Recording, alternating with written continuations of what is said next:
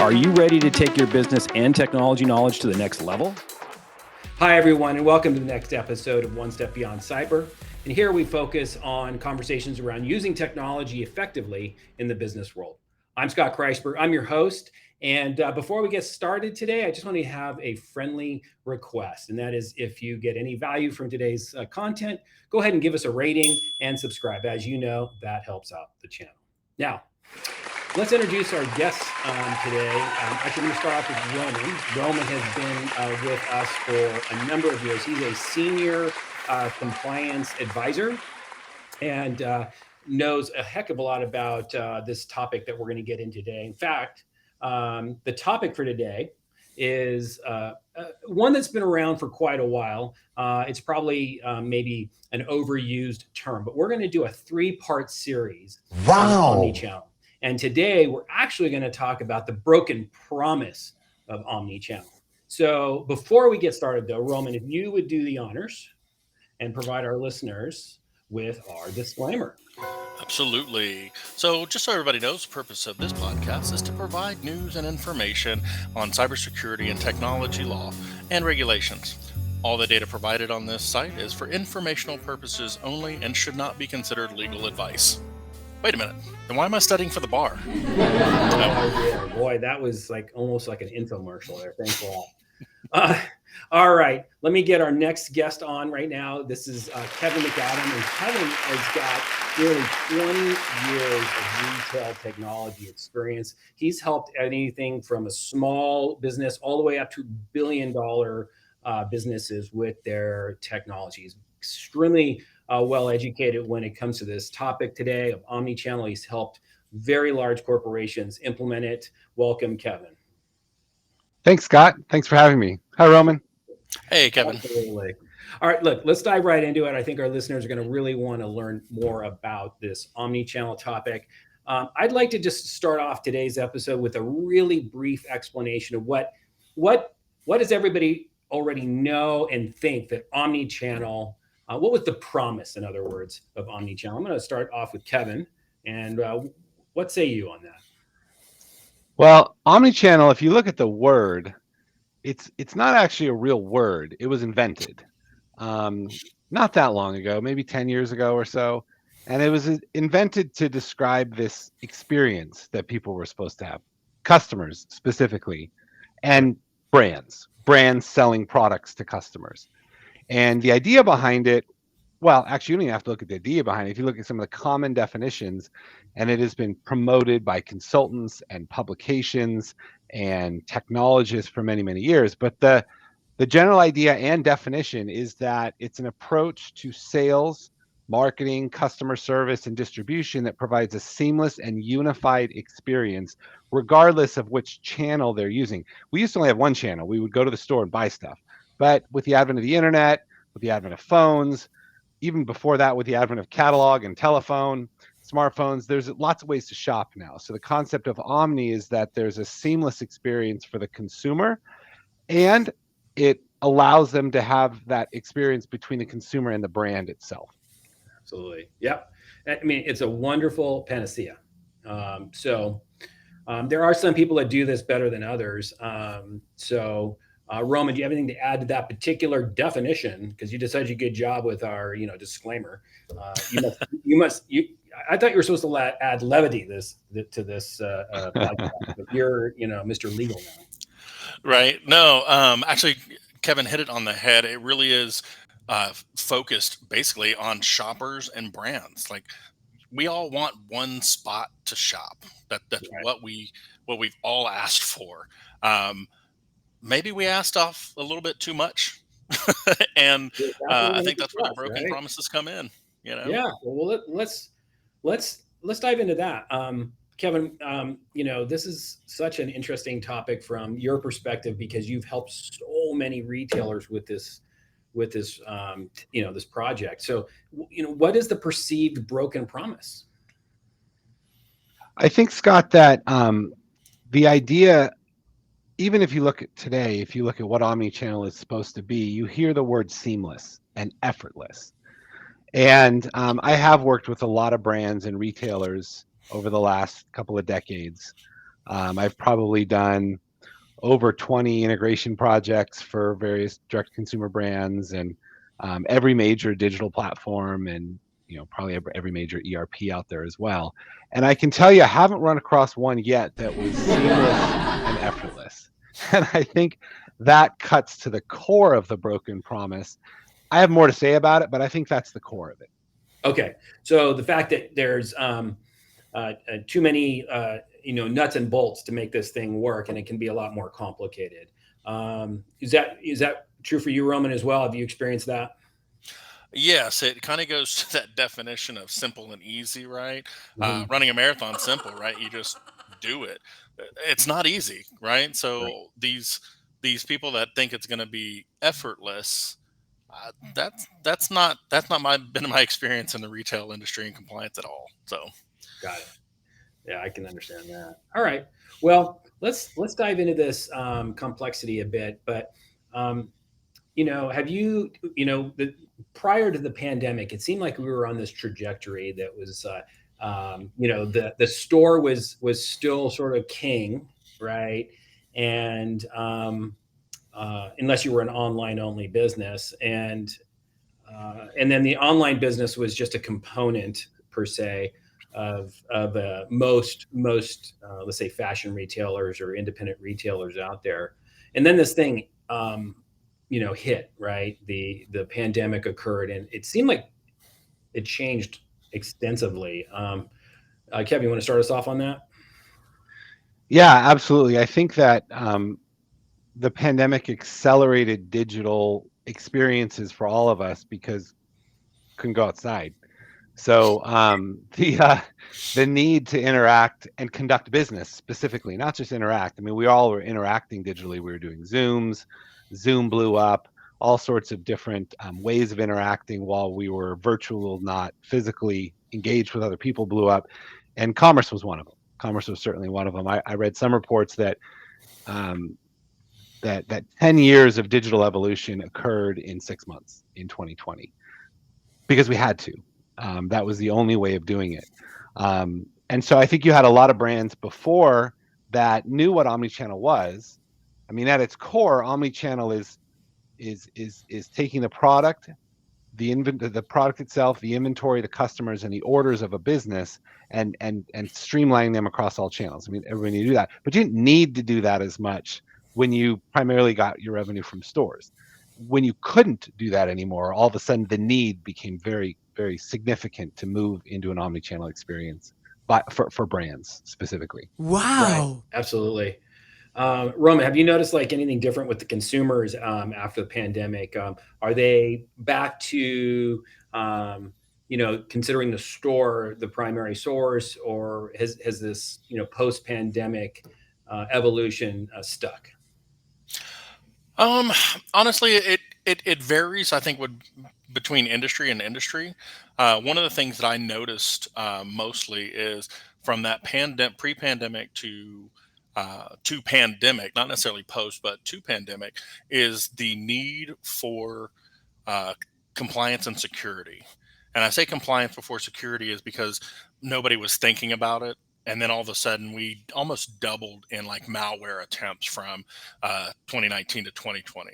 I mean, that's huge. Anything you have that almost doubles, and within a year is insane. So the need for that has changed, and it's actually continued to grow since then.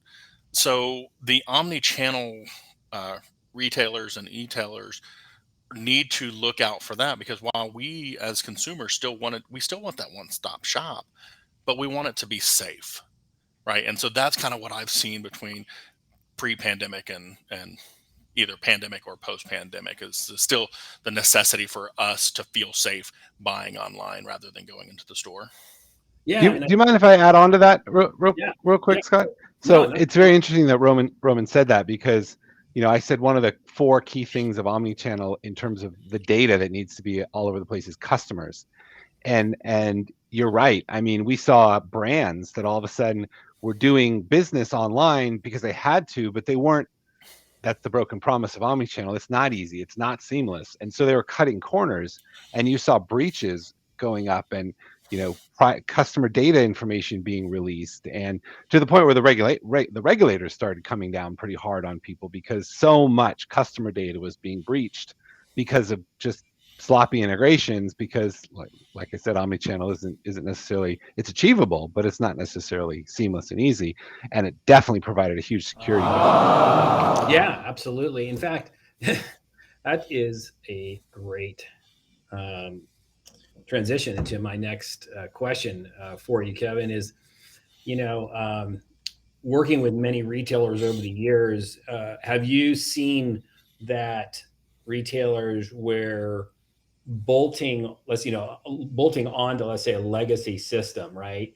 And because of that bolting on component, um, you know, could have possibly caused some exposures, like you were sharing there, Roman, as well. Or were you seeing more of the, like, you know what, let's scrap this and start from scratch? That's a great question, Scott. I think there's two types of companies that needed to adapt to this. One was a new company that was emerging out of a digital first strategy and that wanted to go into stores. And even if I could step back from that, omnichannel isn't just necessarily a company with stores and digital. It could be just a digital company that wants to be omni-channel digitally. What do I mean by that? I mean, like, I have my own website, great, but so does Amazon, and so does Walmart, and so does Target, and so does Instagram, and so does, you name it. There are Google. There are literally hundreds and hundreds of online marketplaces where you can market and sell your product. Each one of those needs customer data because you can't sell to somebody you don't know. And so there's a bit of a concept that, oh, as long as I pulled an app off an app store, it must be safe, right? Yeah. Not necessarily. I mean, those are in many cases unregulated unregulated is a good way to put it. Yeah, self-regulated app markets. Right. So whether you're a large brand that had stores, yes, you had a traditional legacy system, generally speaking, that ran those four things: product, inventory, customers, and orders. And now you had to adapt that to an online footprint. So it meant integration. But you also had a lot that were just kind of coming in from a digital first footprint that just assumed that, because these things are connected, they must be safe. And then there's a lot of other places where people started to cut corners because they wanted to get there quick. Quick is great. And in the pandemic, especially, we had to be quick. Quick is often cheap as well, but there are downsides. It breaks sometimes. It's hard on staff in the stores. We saw that as a big trend. I saw people doing brands, and you still see it today, actually. They want to get the omnichannel experience for the customer for, like, shop in store, but sell what I don't have in the store. Meaning, like, it's a digital experience, but it's in store. But instead of doing that right, they'll actually just put a computer in the store where a customer can check out on the web and type in their credit card. Well, Roman, as your compliance guy, I'm sure will tell you, PCI doesn't look too kindly on that. Did they get omnichannel? Yeah, but that's an example of where some of the security break could occur, and a bit of the broken promise, I think. Wow. We're going to get into the components of it next. So, but Roman, do you have any, like, pros and cons to the way that it was rolled out initially? Because, like, the pandemic caused, like Kevin said, we all had to dive head first into the swimming pool, and it got a little interesting during the first 6 to 9 months. Absolutely. I would say, one of the biggest pro is that it did allow some of the smaller businesses, like Amazon or Marketplace, to be the crutch that some of these companies could lean on. Right, you can now Right. start uh, diverting some of your product to other e-tailers out there that you once didn't have. Right, so that was actually a real huge leg up for some companies that knew how to use it, um, you know, good or bad, whether they knew how to use it, good or bad. But the con is when you start doing things like that. Now, when you go with a larger company, you expect some sort of security. But let's say you don't. You start going off and build your own e-commerce site and your own, you know, website that people could now purchase on. A lot of times, what happened is they're splitting databases because you go into any shoe store in America, whatever shoe store you like. At one point in time, all of their database material was on site, right? So that means your names, your shoe sizes, if they kept your credit card or not, was all in one spot. But now I've got this other place that I've got to upload that data to, so that when they come back, or when they come there for the first time, it's like they've already been there and they don't have to jump through hoops. Well, now that's 2 points of failure that you have, and that's just opening one site. So I'd say that was a real big con, and not a lot of people knew how to deal with that. But that comes with, like Kevin has mentioned, integration, right? Okay, let me take your database on-prem. Let me show you how to use it in the cloud, but use it securely and encrypted whenever it's transmitting. So, there's pros and cons to everything, and it's I just, mean, you got to weigh those out, right? So yeah. yeah, those are all good points. So listen, I would like to dive into what are the intricate components of omni-channel. Let's say we want to focus on data management and some of the operational complexities. Kevin, you want to maybe respond to something like that? Sure. Yeah, I'd love to. I mentioned earlier, kind of high level. What information, and Roman described it great. You have data. What data needs to be at different locations in terms of technology? You have product data. That means, like, what do I sell? Well, that's obviously got to be everywhere that you want to be omni-channel. It's got to be on your marketplaces. It's got to be on your website. It's got to be in your stores. And listen, there are other channels too. We haven't talked about business to business, but B2B is a massive growing trend right now, and it could be considered an omni-channel channel, because it's just another channel. I still have product, I still have customers, I still have orders, I still have inventory. I'm just selling it at a different price point. So you've got product, you've got inventory, which means how much do I have of what I have, so that I can sell it. And this becomes really critical in omni-channel experiences online, because if you want to allow customers to shop the product that you have in the stores, that better be accurate. Because if it's not, you're going to have an upset customer, and there's actually more potential loss in in the value of the brand from doing that wrong than from not doing it at all. So inventory, and then you need customer data. Obviously, you need customer data to be everywhere. And along with customer data, there's other things like stored value, gift cards, virtual gift cards. We're all used to them now. We've all got our loyalty points. We like our loyalty points. All that stuff that goes with the customer's identities.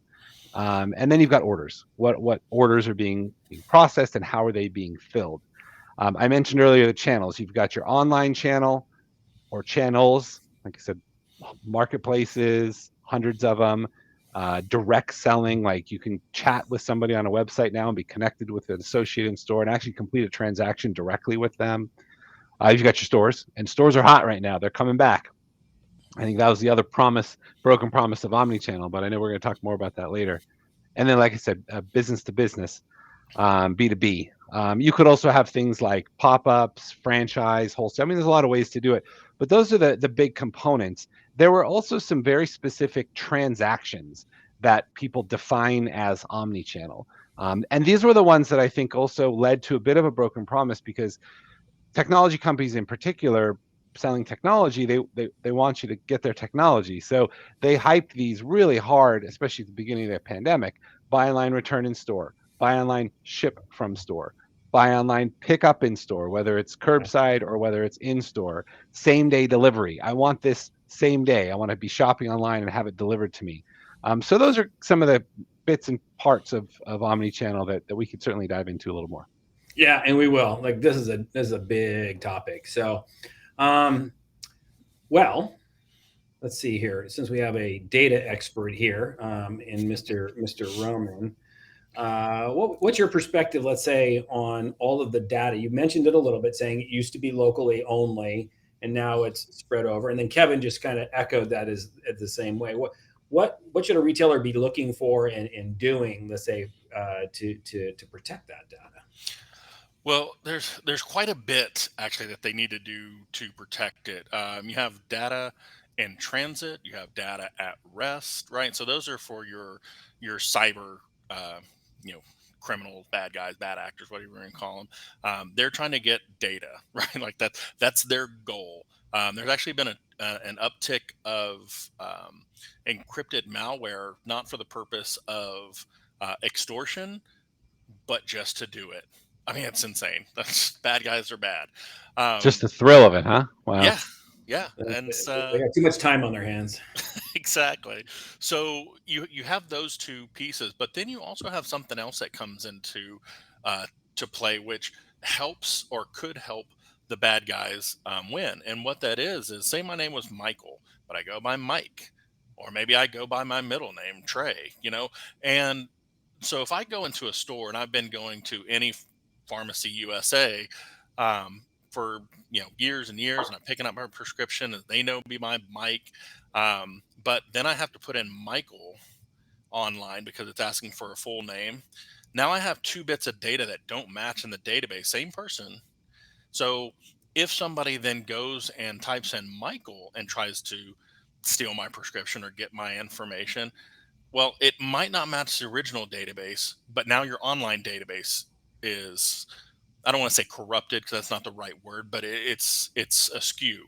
So do you have a database manager that goes through there and checks that stuff? Hey, is Michael, really supposed to be Mike? Or so you have certain things that aren't consistent. Your inconsistencies between data need to be addressed. I pay with one credit card in the store. I used another credit card online, right? So are they stored at the store? Is that stored online? These are all valid questions for database administration and for your data to be consistent everywhere. Because if you start, the more you start doing it, oh, I'm going by Mike. Sometimes I go by Michael. Sometimes I go by my middle name. You're literally just giving all of these ingresses to anybody that wants to try and steal your identity or steal product, or heaven forbid, do an email compromise on a business, or literally break in through a system because now they know you go by Mike instead of Michael when you're at work. Right. Little things like that for your database is huge for any retailer, any e-tailer. Got it. And that's what I saw. Yeah, that's a lot to consider when you're doing this. Yeah. Yeah. So, Kevin, is there any risks or rewards, let's say, for the concept of, say, buying online and then picking up in the store? That sort of model, or is that pretty straightforward nowadays? I wouldn't say it's straightforward at all, Scott. Yeah, there's certainly risk. This is part of that, the broken promise that it was all going to be easy. And I keep talking about this, but I want to reiterate, omnichannel is achievable. It absolutely is. It's just not necessarily, like Roman said, running a marathon is also achievable. It doesn't mean I'm going to go do it tomorrow. It takes work. It takes work and effort. And I think there's pros and cons of, taking a more manual approach, or, having systems that are not properly integrated, versus doing omnichannel right with the integration. And I think buy online, pickup in store is a great example of that. You could kind of organize around doing it through integration quite easily. I could take an order and I could email it to my store, and I could say, pull this product off the shelf, the customer's going to come in. And they could. And the customer could come in, it could go great. But do you know how many points of failure there are right there? And as I mentioned before, a lot of brands said, okay, this is it. This is the bar we got to get to, buy online, pick up in store. And for some businesses, it really makes sense. If you've ever done like big order pickups, like when I order 40 pounds of wood pellets for my smoker from Walmart, it's so great to be able to pull up in the parking lot and have them come and lug that stuff out of the store and put it in the back of my truck. It's a lot easier. But if I'm buying a luxury pair of jeans, I ain't going to do that. I want to go try them on. If they're $250, $300 pair of jeans, I want to go try them on. And the benefit for the store is to get me in, because now I can go ahead and I can shop more, and it's great. But the risk of doing that, if I'm a specialty retailer that doesn't have a lot of product in my store, or a fashion retailer that I might have very little product in my store, if I get that wrong, the lifetime value of that customer, especially in a luxury environment where an average transaction is hundreds of dollars, that customer could be worth tens of thousands of dollars lifetime.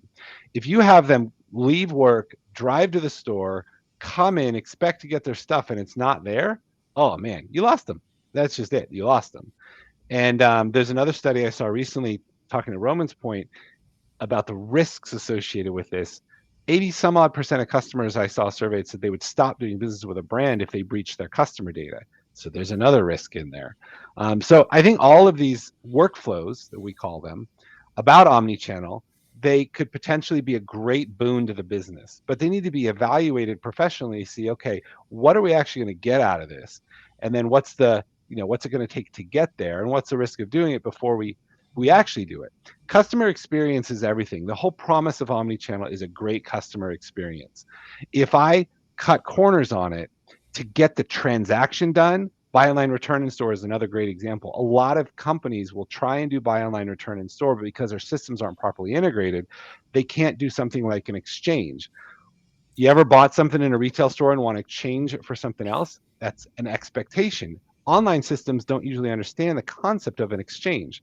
They understand a return. So if you go to a store that hasn't properly integrated buy online, return in store, and now I can't actually exchange it. I have to return it in one transaction and then buy something else in another. Most customers will just say, forget it, just take it back. Instead of keeping the sale, I lost the sale. So those are all just some examples of the risks of doing this, but the rewards are great as well, because when you do wow that customer and they're like, man, that was easy. That was cool. It went right back on my credit card. The one I used on the online transaction, they didn't have to take it. I did an exchange. Not only that, they gave me a discount for buying something else in the store. Now I increased my sale. So hopefully that explains it a little bit, Scott. It explains it, and it shows why people like the two of you exist. Retailers need your expertise to help them through this. We're pretty much out of time for this episode, but I will remind everyone that we've got 2 more episodes coming up. For today, I want to thank all our viewers for watching or listening on our podcast. Kevin, thank you for your time. Roman, as usual, always a pleasure to have you on. And remember, go ahead and give us a rating and subscribe if you so do so. All right, guys, have a great day, and thank you very much. We'll talk to you guys soon.